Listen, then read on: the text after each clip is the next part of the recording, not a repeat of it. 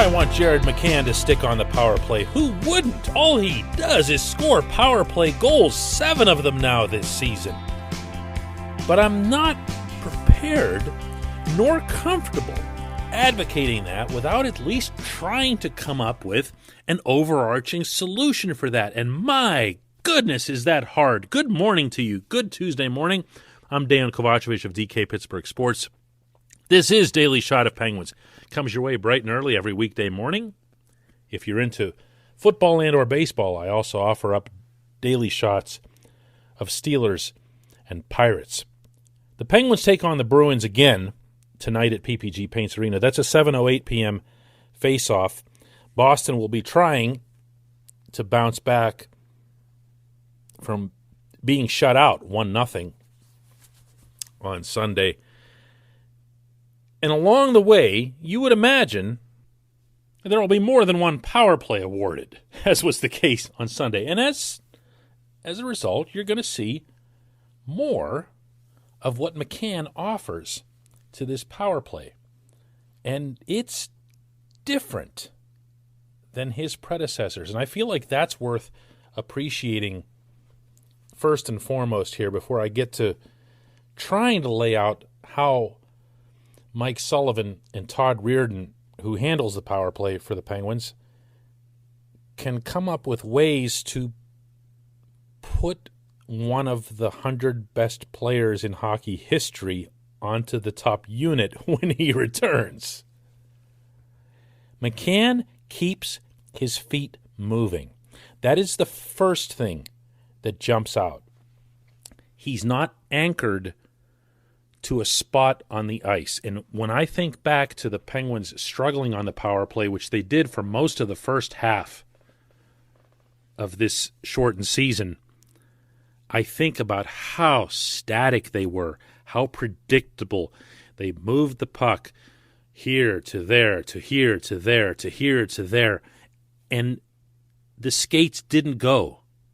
And all you had to do, if you were the opposing PK unit, especially if you were a good aggressive group like the Philadelphia Flyers are, is find exactly the right moment to pressure the puck carrier, go at him, get it, clear it, change.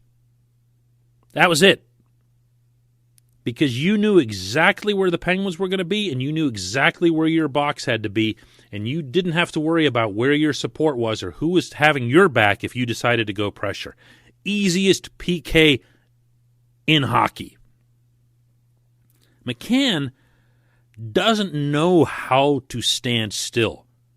McCann probably runs around his kitchen island while eating breakfast. And this can be troublesome. Anything that's archaic can be unsettling for someone who's scripting a power play. But it's also unsettling for the other guys. Phil Kessel's greatest asset on the power play was his threat to shoot from long range. His second greatest asset was his ability to keep his feet moving and to come off of that left half wall and work his way all the way around the point man. Do you remember this? And he'd kind of go right down the slot. And then he'd keep moving and he'd go all the way around the right side and then behind the net and you're going, Phil, where are you going? Phil, what are you doing? Phil!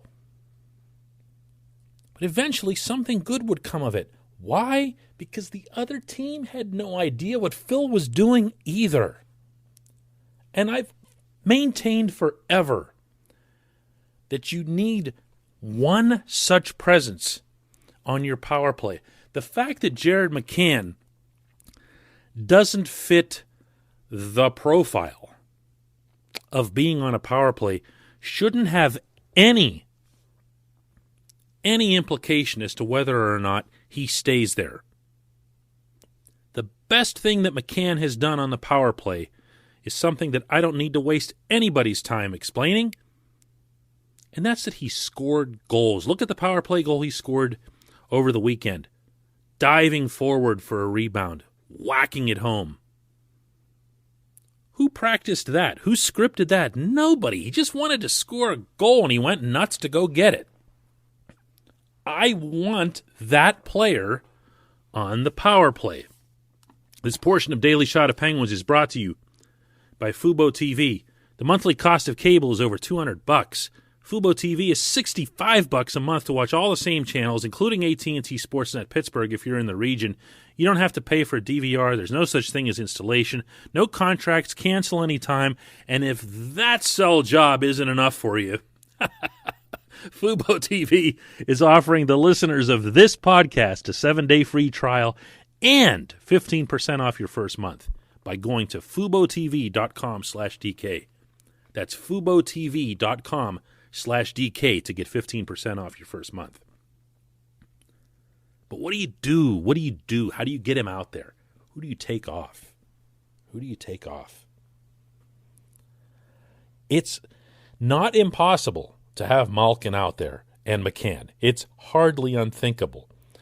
But what you end up doing is you end up taking other guys off who might be more productive than Malkin on the power play, because Malkin is a point man on the power play. He's the left point guy.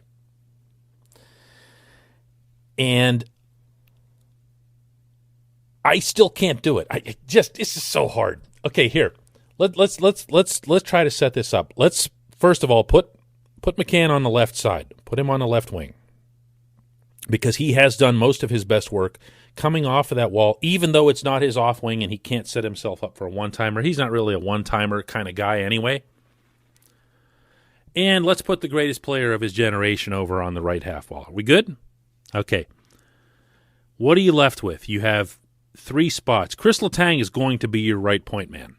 Okay, so get that one out of the equation. Now we've got 3 out of the 5.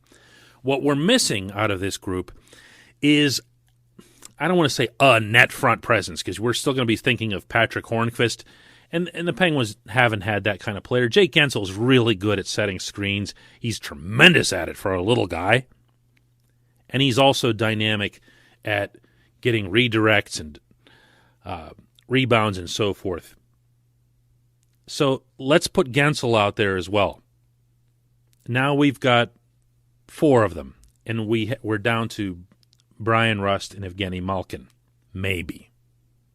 So you're taking Rust off. Yeah. And I'm not crazy about that. You know?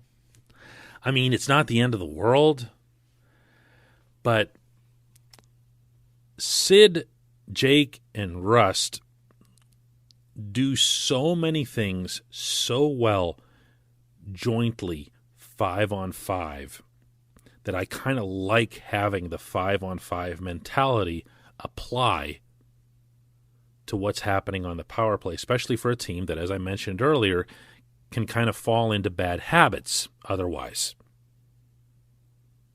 But what do you do then? You don't have another point man. You have 4 forwards if Rust is out there. You don't have another point man. So Gino's on the power play. Gino's on the power play. And any conversation to the contrary is ignoring the fact that if Gino's not on the power play, then you're going with another defenseman as your point man. And that won't happen. That won't happen with everyone healthy. You are not going to see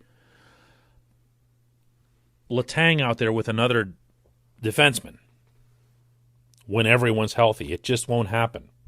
So this really does come down to McCann versus Rust or McCann versus Gensel. And you know what's going to happen out of that? Yeah. McCann's not going to be on the top unit. He's not. What you'll see instead, and what you'll hear first, is that there's going to be a greater emphasis on making sure that all of our great power play performers can get out there more often. We're not going to take minute-and-a-half stretches from PP1. We're going to make sure that we're rotating faster, because it's not just about McCann. It's also about Jeff Carter, and it's about Jason Zucker and other guys who deserve to be out there and have shown themselves well. And then you'll have McCann and or Carter available to you as kind of shake-up guys if the top power play sputters at any point, or if they fall into those bad habits. They'll have a fail-safe. They'll have a parachute for themselves, including in the playoffs. Coaches like that a lot. They like knowing that there's some kind of alternative. There's some kind of way that they can push their main guys to be their main guys. But you see, I couldn't do it. I failed. I set out to do something. And I failed miserably, and I expect that the coaches will as well. When we come back, just one question.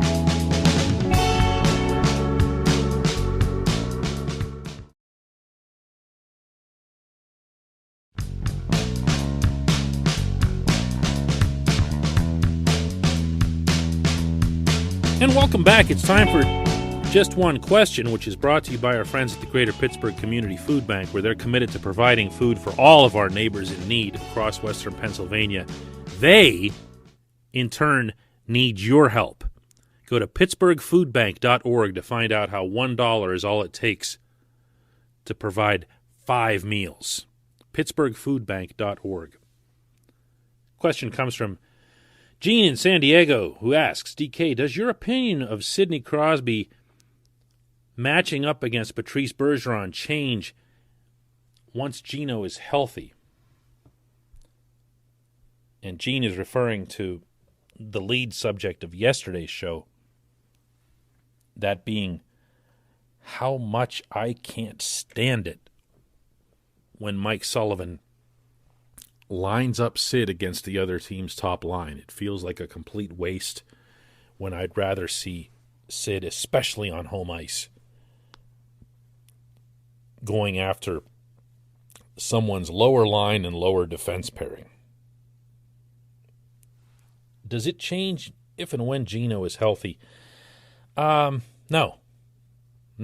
because the basis for what I said, Gene, is that I don't want Sid lining up against the other team's top guys, which, by the way, when you look at the shift charts, and those are available now everywhere, including on NHL.com, and you can see who lines up against whom throughout the game, you'll see that not only does Sid take the ice against the other team's top forward line, but he's also facing the top defense pairing. And that's when this becomes even more nonsensical. If you felt as a head coach that you needed to motivate the greatest player of his generation and two equally not needed to be motivated type of people in his wingers, then what are you doing? What are you doing? You trying to cancel them out? You trying to cancel out Bergeron and Brad Marchand and David Pastrnak? To what end? I'll say it again, Gene. Let Teddy Bluger do that. You don't need Evgeny Malkin doing that either. You don't need Jeff Carter doing it. Not on home ice. It's part of the game. It's a card that's been placed in your deck that you're not using. It doesn't make any sense to me. I got a couple of pretty animated replies regarding this in the comments section on DK Pittsburgh Sports underneath the article that houses the podcast. What are you thinking? There's no problem with this. The Penguins won the game. What's your problem? Crosby's line scored the only goal. What's your issue here? Well, Sid's line scored against Boston's line that was trapped on an icing. It was Boston's fourth line and their second defense pairing. And Sid's line, along with the Penguins' top defense pairing, ate them alive. 13 touches in 21 seconds. I mean, that's exactly an argument in my favor here. That's exactly why you don't match Sid up against the other team's top group. I don't like it. I could see a point in Sid's career where this makes sense. Later on, when he gets in his late 30s, whatever, we'll see how long, he wants to keep playing and everything. I could see him sticking around for a long while. and he's going to have to adjust his game, and his defense is going to be that much more important. And maybe you have a star or two or whatever that comes in his place, and you want to do that. I just, not now. Not now. You need Sidney Crosby creating offense, and his best chance to do that is against somebody other than the other team's top line and top defense pairing. I appreciate the question, Gene. I appreciate everybody listening. Have another Daily Shot of Penguins tomorrow.